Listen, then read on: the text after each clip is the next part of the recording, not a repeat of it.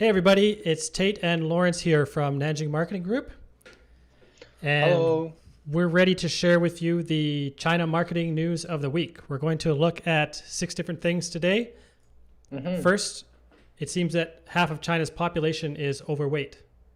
Number 2, the government has released some food saving policies. Number 3, new standards for punishment of children in education. Number 4, a change of college entrance exam policies, Gaokao policies, that make it more flexible for people. 5, something about blurred Christmas imagery. I'll explain what I mean by that in a bit. And number 6, Meituan is being probed for banning Alipay payment. Okay. So let's get started here. This first article is from sixtone.com, and they say that half of China's population is overweight now. So it seems that in 2002, around 23% of Chinese adults were overweight and 7% were obese, according to Chinese government standards. But now in 2020, it's up to 34% overweight and 16% obese. Basically, Chinese people have been getting bigger and rounder over the years. And I think that's evident if you just walk around China and look at the people on the streets too. Yeah. Now, from a cultural point of view, one of the things that you might notice if you travel to China is that the elder family members will often tell their younger family members to eat more and more. So when you're eating with them, they'll say, 吃这个,吃那个, 把这个吃完. Yeah, that's correct. 你还没吃完. Yes. And they keep telling you over and over again, like they just want you to eat. That's what I felt, especially with my wife's grandma, but also some of her other older family members too, really wanted me to eat, because I think they're coming from a time when maybe food could be scarcer, maybe they didn't have enough, or they just, or maybe they had enough, but they just didn't have so many fancy food items or really high calorie special things. So they just think everybody should eat to get healthier. But what's happening now is too many people are just eating too much and not exercising enough. And then now they're starting to get overweight, and they're starting to get the health problems that come from being overweight. Yes. I think when you're saying 把这个吃完, it's really the words I hear from my parents and grandparents as well. I guess beside all the things you just mentioned, one thing is the sugar intake in China is super high as well in China now. People are eating more sweetie stuff, cakes, sweeties, candies, all different stuff. It's so approachable. You can even get them just from a nearby sales center. It's just too reachable. Everyone is eating way much sugar than they should, and that's just an element make them overweight or getting obesity. Right. Okay. Yeah, that's one of the things. Yeah, for me, I've noticed that's what the problem is sometimes in the past anyways, when I was younger and just drinking Gatorade too often, and I got a bit heavier, and then I learned that actually you're not supposed to drink Gatorade twice a day. You know, actually it's not the healthiest thing if you're just sitting at a desk working. And I quit drinking that and you know, lost a little bit of weight on my belly there. I used to drink a lot of Coke, but now I think I'm only drinking tap water, and that's, I think, the healthiest way. I couldn't find anything more healthy than water. Right. Yeah. And the next topic is related to it too. It seems that the Chinese government has released some guidelines to try to get people to eat less or just not be as wasteful with their food. What is this article here from cctv.com, Lawrence? Okay, so this article is about the new regulation launched by the Chinese government about stop wasting food. I wouldn't call it eat less, but I should say it's stopping wasting the food. I can share an example that is just happening every day in China now, in every dinner table or lunch table. When 3 or 4 people goes to a restaurant, they're starting to order their food. And maybe 5 to 6 dishes is sufficient for this meal. but instead they order probably 8 to 10 dishes, and that's just way more than they need. And they probably only can finish with 4 or 5 and then wasted all of them. Mm. And in China, I really didn't realize a lot of people like to take away the unfinished food. When I was in Hold on, Australia, hold on. So yeah, you're saying in China, they don't take their food home. Is that what you're saying? yes, particularly when you're going out with a guest. So Right. probably if you're going out with your family member, you probably take away the rest. But if you are actually treating someone and you are paying the dinner to invite a guest to a dinner party, they are not taking those food home. So they Right. simply waste it. Yes. Okay. So this is like a totally different cultural scenario than the part we just talked about, because this isn't family. This is about eating out with friends or with business people, Yes. etc. And instead of them urging everybody to just eat everything up and then putting the leftovers in the Mm-hmm. fridge, what Mm-hmm. they're doing is they're leaving leftovers at the restaurant, not taking them home. Nobody's eating them, which is Yes. it's a bad habit. It's not. I don't know. It's not a great piece of culture. You know, they might as well take it home, right? Yes, I think it's simply because people are just getting rich in a few decades. So they don't really care about like it's cheap. Like a Hmm. bowl of rice is only 2 Chinese yuan, it's cheap. So they have enough money to waste it.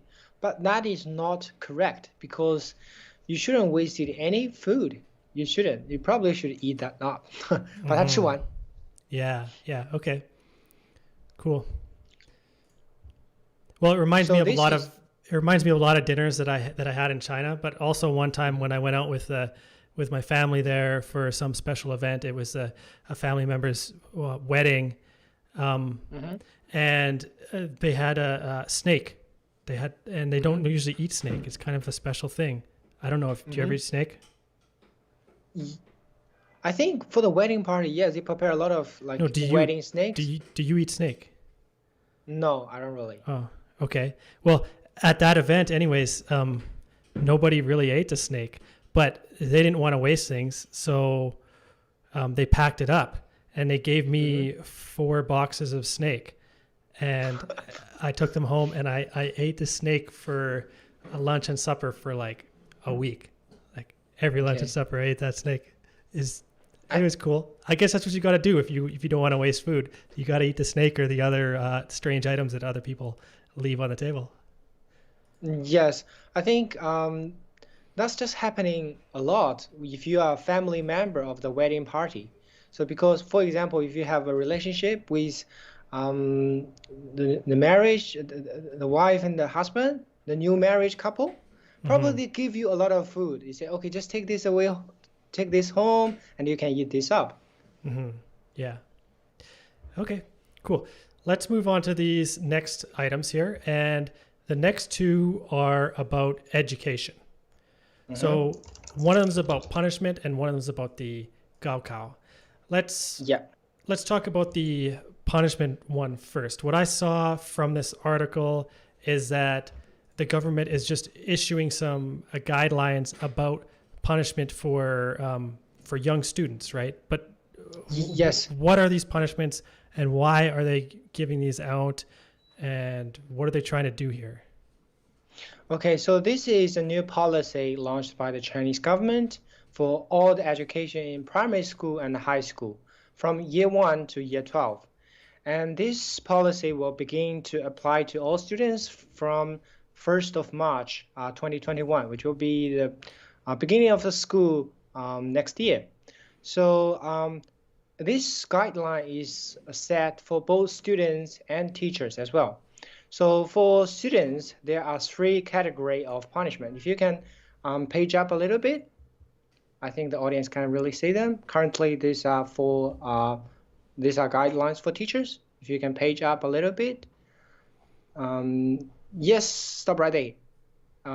There's just stop a little bit, like 2 paragraph. Page up a little bit, 2 paragraph.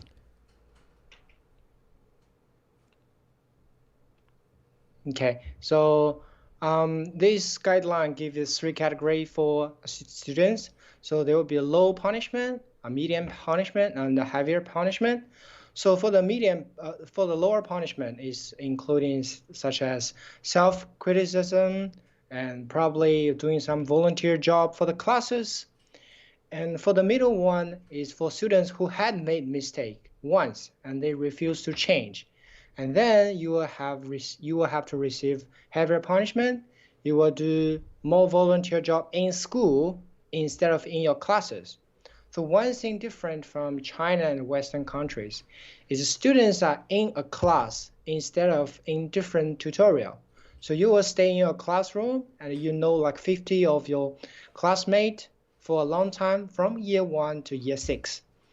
And then you will have to do, for the middle punishment, you have to do more volunteer job in school instead of in your classes.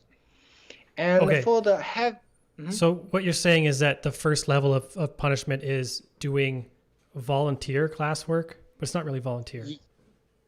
It's forced. Yes, it's first called volunteer. Okay. So you have to do volunteer with quotes. Yes. Work in your class, and then if you go to a higher level of punishment, you have to do that volunteer work across the school, and it's like a different, tougher kind of work, or what? It's the same work. It's more about hospitality, clean the classes, clean the school. But imagine that if you clean a classroom, that's simple. But if you clean a school, that's just impossible for a student. But there will be a lot of students who probably receive a level 2 punishment. Okay. Are these like the punishments that you got when you were in school? I got the first level. I have to do some classwork at the back of my classroom. I have to clean some of the desk, clean table every day. I think I received, but at my time, I don't think we call that level 1 punishment. It's just punishment. Right. Okay. And for the level 3, the heaviest punishment, that is not impacted to the first grade to the third grade of primary school students because they were still very young and not mature enough. But for other students, if you made a very bad mistake, you will have to probably stop schooling. You cannot go to school anymore. And then you will have to meet someone from education department to give you a class and correction your mistake until they think, okay, you're good enough to go back to school. Otherwise, you will have to do that correction classes for a while. Okay, but what's the news here? Like, what's the change compared to how it was before? Okay, so I think one thing is back to before this policy is released, there is no official guideline for education department to say, okay, how should I punish students if they make a mistake? By the way, by saying punishment, I think this policy is meant to giving a way of teaching instead of really punishment. So these are the guidelines to help students to know, okay, you are making a mistake. And currently you are violating the rules and you should do that correctly. So it's giving a clearly guideline for school and the teachers to follow. Okay, this is a level 1 mistake and that's level 2. And okay. This is level 3. Right. Okay. Do you want to move on to the next one about Gaokao now, or do you want to say anything else about this? Okay, there's a picture you just showed, and there's also a guideline for teachers. You can't really insulting students. You can't really physically abuse students, and that's something happening in China as well. And there are also other policies, such as you can't really punishment the whole class because of one individual mistake. I think that's just a major from this concept. Right. Okay. Cool. Let's look at this next one about the Gaokao exam. So the Gaokao is that huge college entrance exam that people in China do right as they're graduating from university. And it's a really big deal in China. It's really stressful for the students, and they all want to get really, really good marks on it. Now, it looks like 8 different provinces are changing how students will, or there's changing what type of topics students will need to be tested on. And yes, I see how it's going to be is that there'll be 3 compulsory topics: Chinese, math, and English. Yes. Then students can choose doing either history or physics. Mm-hmm. And then That's correct. finally, they can choose two of chemistry, geography, politics, or biology. That is correct. So, okay, so that's what I see it's going to be like. But what was it like before? Were all the topics just fixed?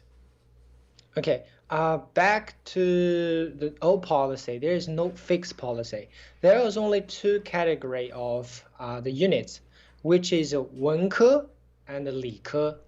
So for the 文科 one, it's more focused on linguistic. So despite the three compulsory units, you have to choose such as history, geography, and politics. That's three compulsory units for 文科 students. Okay. And the rest is obviously for the liquor students who probably very good at math. But there is things that students who good at physics might not be good at politics, or maybe they're good at politics. They want to study politics instead of chemistry. So right now they have an option to choose. Okay, they can choose such as three compulsory units and then physics plus politics or maybe biology because they like it, instead of forcing them to studying chemistry and geography. Oh, okay. I get it. Okay. So before a student might do history, geography, and politics. That's Yes. the chunk of the option that they have. Or they would do physics, Yes. chemistry, and biology. Yes. But Only two now, options. but now they have more flexibility in mixing and matching those. Yes, it's more flexible. You can actually match up whatever you like or whatever you're good at. Okay, that's cool. So I guess students would like this, do they? I think for some students, they definitely like it because if you're still very good at math or chemistry, you can still go with the old option. You can still go with like physics, chemistry, and biology. But if you're not that good at particularly one unit, for example, chemistry, you can choose the other options. Right. Okay. Cool. Let's just move right on here. This is just a short, kind of funny one that I found. So there's this show on Chinese TV called Who's the Murderer? I don't watch this show, but they have this scene where they are in some type of a hotel, I think, and they're in a lobby, and you can see that there is Christmas decorations everywhere. There's a big Christmas tree there, but it's all blurred out. It's blurred out in a way that just kind of just like mangles the whole scene, and it's really kind of confusing to look at, except that everybody can still see that there's Christmassy stuff in the background. It's just not very clear what it is. Yeah. So the reason they did this apparently was because, well, some people in the Chinese government are sensitive about importing too much foreign culture, and they think that maybe there's too much Christmas going on, and it shouldn't be promoted as much. So this show ended up getting blurred out. But I would guess that pretty much anybody that watches this show would think it's silly and annoying to watch it in this way. Yes. Besides all that, I think I saw this very hot discussion on Weibo as well. If the government is not trying to promote like foreign stuff such as Christmas, but by doing this, actually there will be more people to know about this event. They will wonder why you blew out the Christmas tree. And obviously this is a Christmas tree. You can't really hide it. Even with all those work you have already done, it's still there. And put this topic on hot. Everyone's like discussing on that. Why? Right. Yeah, it just makes something look a bit more desirable if you're saying that people can't have it or they shouldn't be looking at it. It just makes people even more interested. But in this case, I don't think it makes much difference because Christmas is already popular in China. It's just, I mean, it's not a really big deal for families or anything, right? It's not like Chinese New Year's or anything, but it's a holiday that people pay attention to, and maybe they'll visit their friends or maybe do some shopping. Maybe, I don't know, maybe buy some extra treats to get a little bit more overweight or something. Yeah. Do you think so? Like, what do you do on Christmas? On Christmas Day, I think, on that day, actually, in our company, we went to a cinema, watched a very good movie called What's the name of the movie? The movie is about how the Christmas begins. And at the evening, I stay at home and eat something fresh and then play some video games, then went to the bed. My Christmas is simple. But you can't really hide that the atmosphere is there. You can see all the Christmas tree, the event, people are promoting, they're buying more food for the dinner table, and that's just happening like other festivals. I would say the Christmas in China now is ordinary. Everybody knows Christmas. Right. Yeah. All right. Cool. Let's move on to our last topic here for today. And, there have been these trends going on about antitrust and anti-monopoly regulations. Basically, Yes. the government is trying to ensure that these mega digital companies in China are acting in a way that is competitive and is good for the end users. So I've been watching to see how this plays out. And one thing that happened recently from this Pan Daily article that I see is they said that Meituan is being investigated because they are not allowing users to use Alibaba's Alipay to pay for services and goods in their Meituan and Meituan Dianping apps. So first of all, I was a bit surprised about this because Alibaba is one of those big companies that Yeah. that the government probably would want to restrict. But in this case, they're actually helping Alibaba. And this is cool, though, because it was just like 2 weeks ago when we were talking about the walled gardens in China and how it can be tough for us from a marketing point of view because we can't have users jump from one of those walled gardens, one of those walled ecosystems over to another one all the time. Or we can, but it's just a little bit awkward. And I was saying it'd be a good Christmas present if some of that stuff started to open up more. And Yes. maybe it will open up more, but because this is the kind of thing that it'd be better for us. It'd be better for us if Chinese consumers are able to pay whatever way they want on whatever platform they're on. And also Yes. if they could click links or QR codes or anything else to jump from a certain app into another mini program or into a website, etc. Yes. I think on the other hand, people can't really use Alipay on Jingdong. I think probably they have some policies. You can't really use Alipay. You can only use WeChat Pay or your credit card. I think it would be great if all of those platforms work together. I mean, you can still provide your service. You have your core service, like Meituan. People go to Meituan to order delivery food, to order a ticket or whatever. But on Jingdong, people is just simply shopping. You don't really have, a business that in fighting. You don't really have to. I would love to, use whatever I can, like with Alipay here, WeChat Pay here, because I use Alipay a lot. Right. Okay. Well, this is one of those areas that we're going to be looking into quite often because I'm excited to see how it will develop. But that's all for our news today. Hey, this one's actually pretty short. It's only like 25 minutes that we're going to be here today. But this is actually our second take after our first one didn't work out so well. All right, to listeners, thanks for listening in.